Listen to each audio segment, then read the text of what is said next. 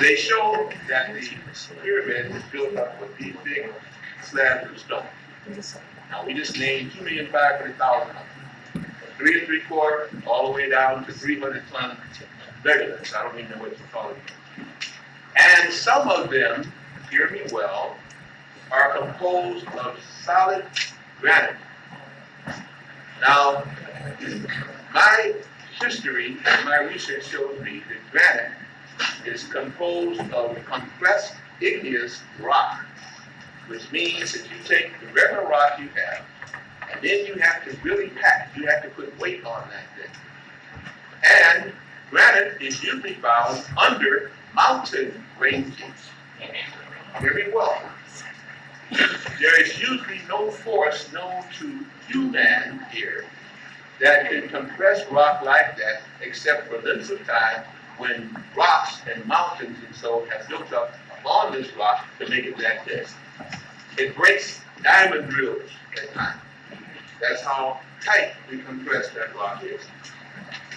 Now, I asked, where did they get the rock to build the Great Pyramid? Thus scholars say, well, they got it from base off. A lot of that pyramid is based off. Not a lot, some of that pyramid is based off. There are a lot of little pyramids at the foot there on that plateau that were obviously not composed in the same manner, don't show the same geometric understanding, and are not showing the same kind of architecture. Nor is all of that pyramid made of basalt on that component. And the basalt that they may find around there, where they say, well, they can show excavation sites and they have other things, they find that was done after Napoleon was there. It was done by the French also in 1908, and many other things about that don't make sense the way that they spell it out in encyclopedias and in the dictionary, but that's what I want to look at. Let's just let all the basalt be. But now let's go for the granite. We'll go for the jugular real quickly here. Where did they get the granite from? Now, Africa is not known for mountain ranges. There are 13 of them, as I understand. But the closest one, and I assume that at the time they built it, they go to the closest one, around there, is close to 1,100 miles away.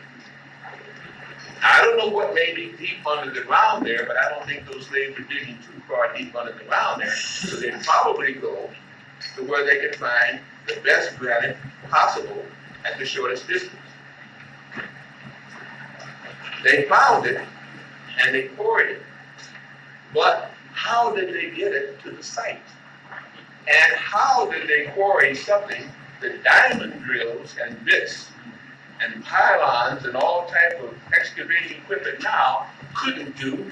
They asked Gus K. Newberg, and I'm from Chicago, and that area, he's one of the biggest, oldest contractors, you know, one of the old gentlemen there, and he said he wouldn't take on the job.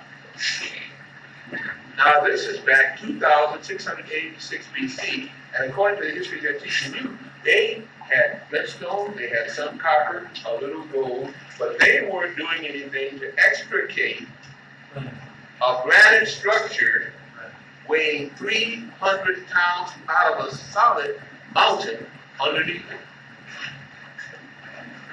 I don't even want to talk about the 15 that comprise the king and the queen. I want to know about one. Well, how did they get one to that site? And then get it up off the ground and inside 1/4 way up on a structure weighing 6 million tons and 2,500,000 pounds of blocks. And they have smaller weights underneath that big one. And I would love for somebody to know I don't want to stay around trying to him and haul that time. Don't tell me how it was done. You think about how it was done, because I don't know how it was done based on what they told me. And they have these granite giants right there. How did they get them? Oh, but I do want you to solve one problem for me. How many men, slaves, or whatever they use, did it take to cut the rocks and bring them, 2,500,000 of them now, to that site? How many of the 100,000 would be used for it? Let me get 3 guesses again. I hope the fellows speak up this guy. How many of the would you use them?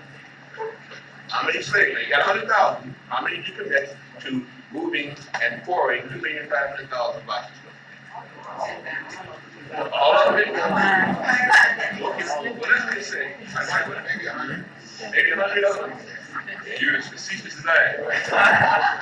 All right, how many say all of them you commit to that job? How many say half of them you commit to that job? How many say, I don't know, let's get on with the whole thing? We'll get on with the whole thing. But remember, you got 100,000 slaves. When you see them in the movies, these stones, again, are resting on something that they can pull along. Well, it's blackboard here, and I don't want to write on something I shouldn't be writing on. But imagine in your mind, you have all of these 2,500,000 stones, bricks, or whatever you want to call them, that you've got to move to a site. And they usually are on logs. Aren't you? They're on these logs, and they're moving along on these logs. Now, I'm sometimes not too bright. I do the best I can with what I have. I always need more. And I looked at this and I said, now logs to me mean wood. Wood to me means trees. And trees to me means hardwood, sequoia, redwood, things like this. And I said, boy, Kafir, Akibulan, Egypt, Africa is known for sequoia and redwoods and hardwoods, like in Canada, right? What are you laughing at? Isn't it known for that? Well, I didn't know that at the time, so I wouldn't research because that's what my professors and teachers told me. So I figured they told me and what? It had to be right? Because I'm in there for education, right? And they're educated, right?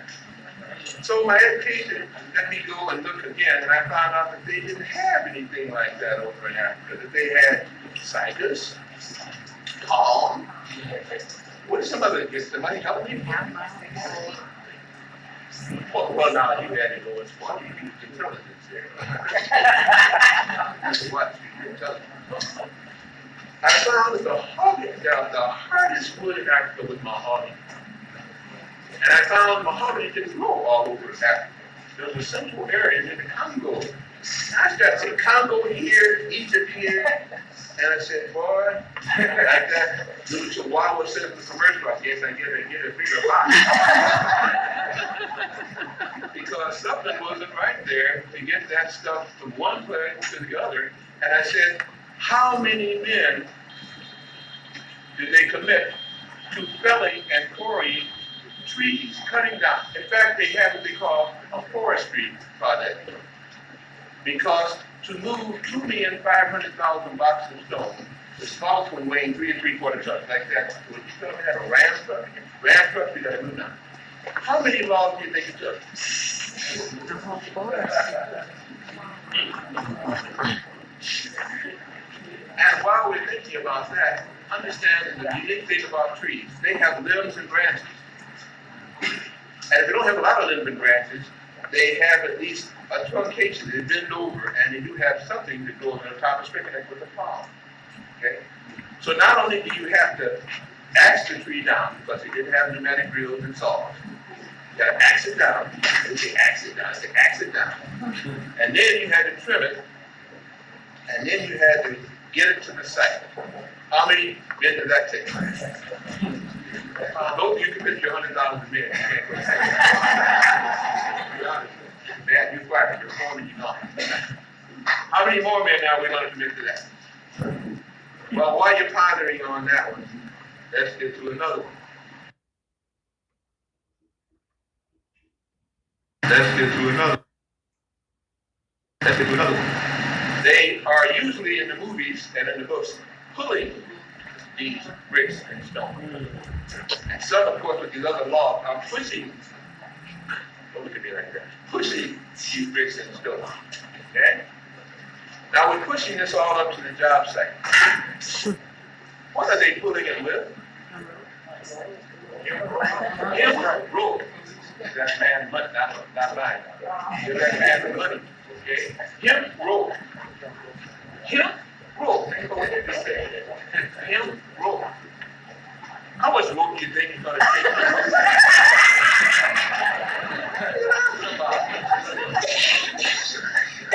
He's laughing at me. I don't like that. historical facts like they do in the colleges and universities. They are the way to Delbert, they can make movies of it. Then you bought it. So the kids buy it. So the wrong other kind of kids buy it. How much more? Temp through a process called wetting. And usually it has a tuber seeking vine that seeks water, and here's a desert area now. What's the name of that desert, by the way? Are you with me? Now here's this tuber seeking water vine that you have to dig up, chop off, and then let dry out, and through a process called wetting. It's like the whole thing on wetting. And you gotta chop it and you beat that, and nobody's breaking into my house, I'm not kidding. They're just breaking off all of these little pieces. And then you re-wet them, and before they dry, you weave them together to form rope. How many people you say were engaged in that? Now we got how many slaves we're using now? 100,000. We've got them committed to brick, laying, quarrying, wood cutting, and forestry. Now I figured one way they did too, what they probably did, they knew. But the Moors, they said, were very ancient people, so maybe they're more ancient than we thought. They knew about America, and they flew over there, and they went to Canada and Washington, and they got them back, and they dropped it down, and they floated, or else they floated across the ocean. I thought about that, but it seemed like it was kind of far-fetched. So now we got to go back to our last problem here again. What are we talking about now? No. The road. As you're figuring that one out, remember, they're building this now on a desert. A desert is made of what?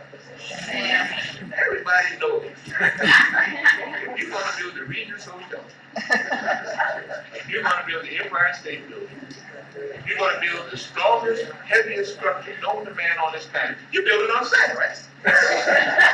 Every architect, engineer, anybody knows, you always build a structure like that on sand. Because sand shifts, it displaces, and that's what you really got to find.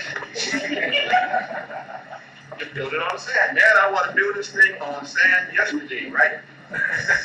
Down payment first, $1 billion, then we talk. Why did they build it on sand? And if they built it on sand, how did they stop it from sinking? Now I know why the deserts. Well, they said, boom, and all the sand ran over this way, and all the sand ran over this way. Have you ever walked in sand? Isn't that fun? For about the first hour and a half mile.